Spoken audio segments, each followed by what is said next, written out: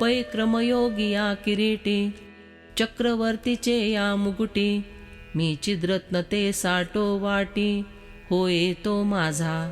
हे अर्जुन, देखो वह क्रमयोगी मुझ सम्राट के मुकुट का चैतन्य रूपी रत्नमणि है। वह मेरा भक्त अपनी जीव दशा के बदले में वह मणि बन गया है। की क्रमयोग प्रासादाचा, कळसु जो होये मोक्षाचा, ते यावरिला आकाशाचा, उवावो झाला। अथवा क्रमयोग रूपी प्रासाद का जो यह मोक्ष रूपी कलश है, उस कलश के ऊपर रहने वाले आकाश के समान वह भक्त बन गया, अर्थात मोक्ष को अपने में समा लेने वाला बन गया। नाना संसार अडवी, कर्मयोगा वाट बरवी, जोडलिया मदैक्य गावी, पैठा झाला। अथवा प्रपंच रूपी अरण्य में जो कर्मयोग रूपी अच्छा मार्ग है, उसी का आचरण करने पर वह पुरुष मत स्वरूप रूपी गांव में प्रविष्ट हो गया। ऐसा कर्मयोग वोगे, तेणे भक्त चित्त गांगे, मी स्वानंदो दधिवेगे, टाकी लागा। इस प्रकार वह पुरुष उस कर्मयोग रूपी प्रवाह के द्वारा भक्तिपूर्ण चित्त रूपी गंगा प्रवाह के साथ मिल जाने से मैं जो आत्मानंद रूपी सागर हूँ, उसमें वेग से आकर मिल गया। हा ठावो वेरी सुवर्मा, कर्मयोगी आहे महिमा, म्हणून वेळोवेळा तुम्हा सांगोतो आम्ही। हे मर्मज्ञ अर्जुन, इतनी अधिक महिमा इस कर्मयोग की है, इसलिए मैं तुम्हें उसे बार बार बतला रहा हूँ। पै देशे काले पदार्थे, साधू निघे इजे माते, तैसा नव्हे मी आईते, सर्वी सर्व। देखो, मैं उस प्रकार का नहीं हूँ जिसे यथोचित देश, काल और पदार्थ आदि साधनों से उपलब्ध किया जा सके। मैं तो स्वतः सिद्ध हूँ और सब में सब हूँ। म्हणून माझे या ठाई, जचावे न लगे काही, मी लाभे तिये उपायी, साचची गा। इसलिए मुझे पाने के लिए किसी प्रकार के प्रयत्न नहीं करने पड़ते। अरे वास्तव में मैं तो उस कर्म योग के उपाय में ही प्राप्त होता हूँ। एक शिष्यु एक गुरु, हा रूढला साचु व्यवहारू, तो गामत प्राप्ति प्रकारू, जाणावेया। सच में यह जो संप्रदाय प्रचलित है कि एक शिष्य होता है और उसका एक गुरु होता है, वह इसलिए कि मेरी प्राप्ति का मार्ग जान सके। अगा वसुदेच्या पोटी, निधान सिद्ध किरीटी, वन्य सिद्धू काष्ठी, वो हा दूध। अरे अर्जुन, पृथ्वी के गर्भ में द्रव्य का खजाना अनायास उपलब्ध है, काष्ठ में अग्नि और स्तन में दूध सिद्ध है। परिलाभे ते असते, ते आकीजे उपायाते, येर सिद्ध तैसा येथे उपाये मी। परंतु जो विद्यमान है उसी की प्राप्ति होती है और उसके लिए उपाय करने पड़ते हैं। उसी प्रकार मैं यहाँ सिद्ध हूँ और अन्य उपाय से कर्मयोग से प्राप्त होता हूँ। हा फळ ही वरी उपावो, कापा प्रस्तावित से देवो, हे पुसा तरी अभिप्रावो, तेथीचा ऐसा। ज्ञानदेव कहते हैं, यदि तुम यह पूछो कि फल प्राप्ति का विवेचन कर चुकने पर अब फिर से श्री कृष्ण देव उपाय की प्रस्तावना भला क्यों करते हैं, तो वहाँ का अभिप्राय यह है कि जे गीतार्थाचे चांगावे, मोक्ष उपाय पर आघवे, आन शास्त्र उपाय की नव्हे, प्रमाण सिद्धि। गीता शास्त्र का उत्तमत्व यही है कि वह संपूर्णतया मोक्ष प्राप्ति के लिए स्वयं साधन पर है। इतर शास्त्रों ने बतलाए हुए उपाय मोक्ष प्राप्ति के लिए साधन के रूप में मान्य नहीं है। वारा अभाळी चिते फेडी, वाचोनी सूर्या ते न घडी, का हातु बाबुळीची धाडी, तोय न करी।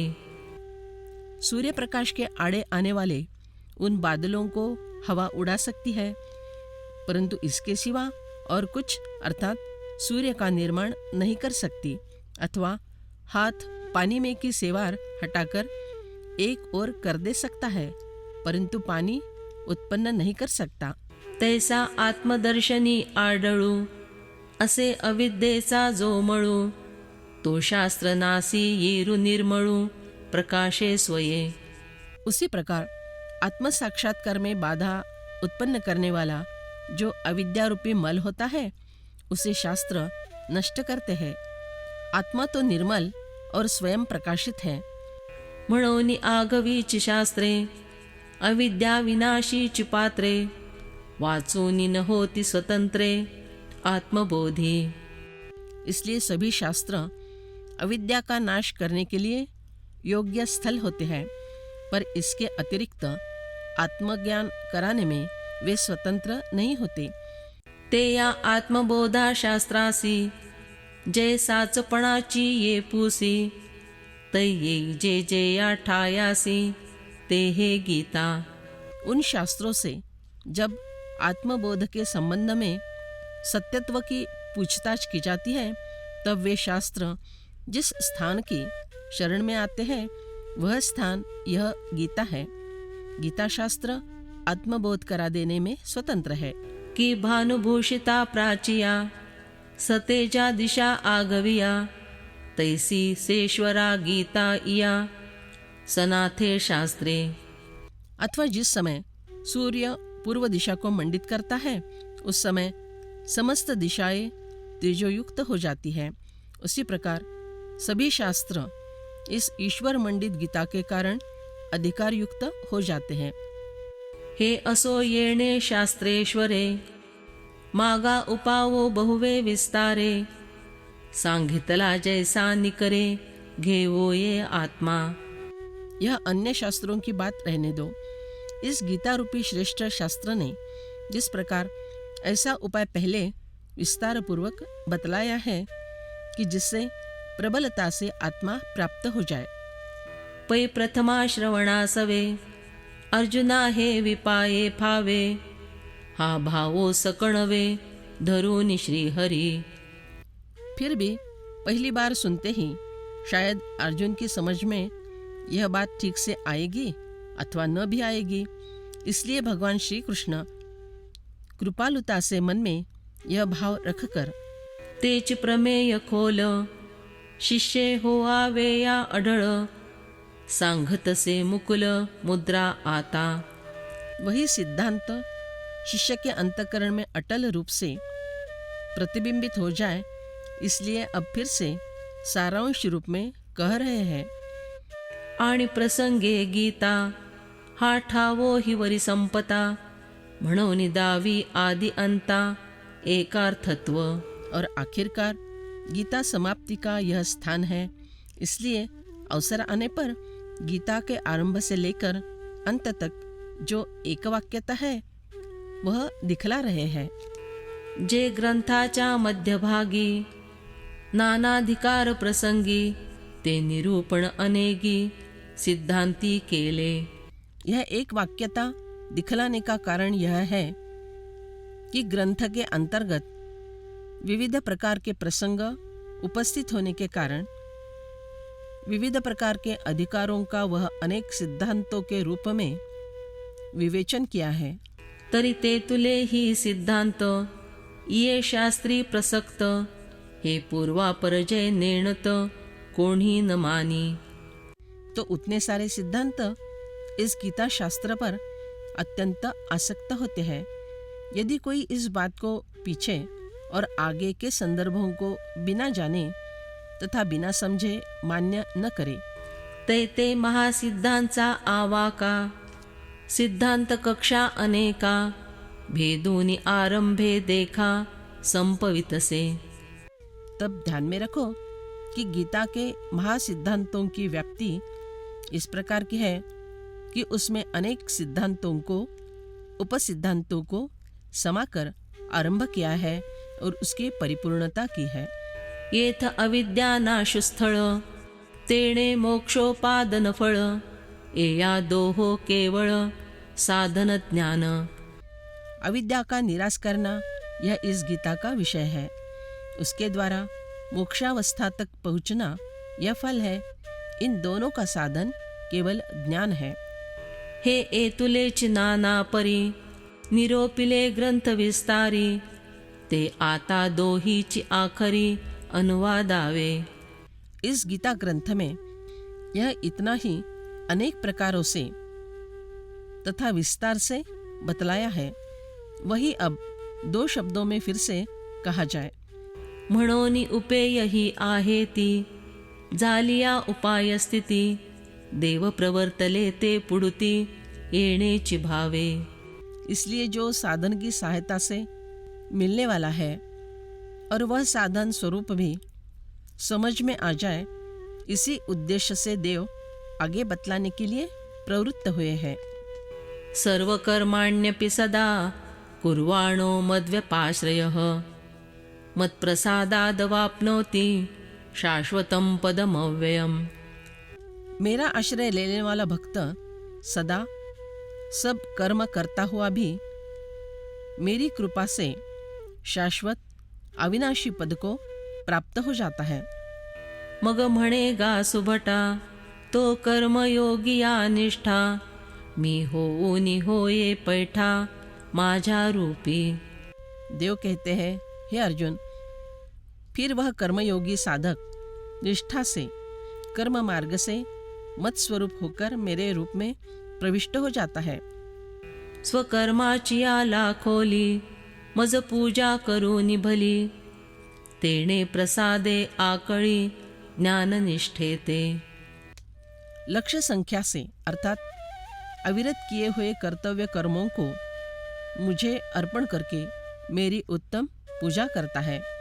उस पूजा से ज्ञान निष्ठा, ज्ञान रूपी निश्चित स्थिति वह प्रसाद रूप में प्राप्त कर लेता है।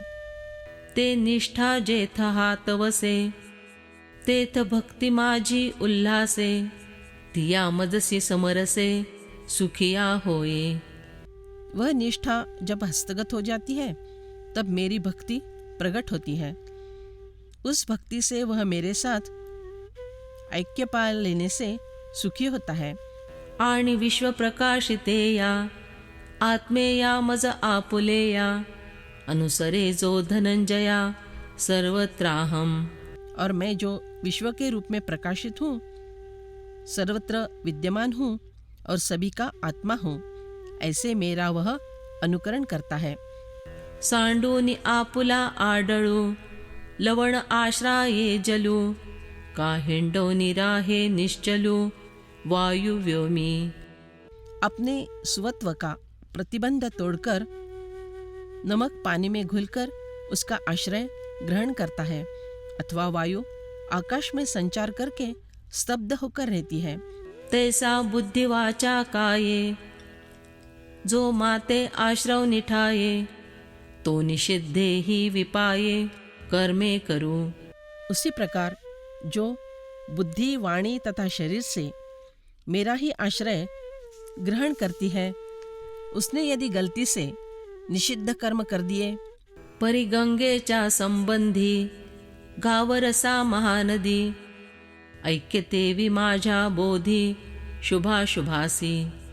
पर फिर भी जिस प्रकार चाहे गांव की नाली हो या चाहे महानदी हो, गंगा के साथ उनका ऐक्य हो जाता है, उसी प्रकार मेरे साक्षात्कार में शुभ अशुभ बातों का ऐक्यात्म हो जाता है। का बावने आणि घुरे हा निवाडू तैची सरे जवने घपती वैश्वानरे कवळूनी दोन्ही। अथवा मलयज चंदन की लकड़ी हो या बदबू वाली लकड़ी हो, दोनों में यह फर्क तब तक ही रहता है जब तक वे अग्नि के स्पर्श से अग्निरूप नहीं हो जाती। नाना पांचिके आणि सोळे हे सिन्हे या तवची अल्हे जव परिसु आंग मेळे एकवटीना। अथवा 5 कस वाला और 16 कस वाला, इस प्रकार के भेद का आरोप स्वर्ण पर तब तक ही होता है जब तक पारस अपने स्पर्श से दोनों को एक रूप नहीं कर देता। ते विशुभाशुभ ऐसे ते हे तवची वेरी आभासे जव एकून प्रकाशे सर्वत्र मी। उसी प्रकार वह शुभ अथवा यह अशुभ, ऐसे भेद का भास तभी तक होता है जब तक सर्वत्र होने वाला मैं नहीं प्रकाशित होता, अर्थात जब तक मेरे सर्व व्यापकत्व का अनुभव नहीं होता।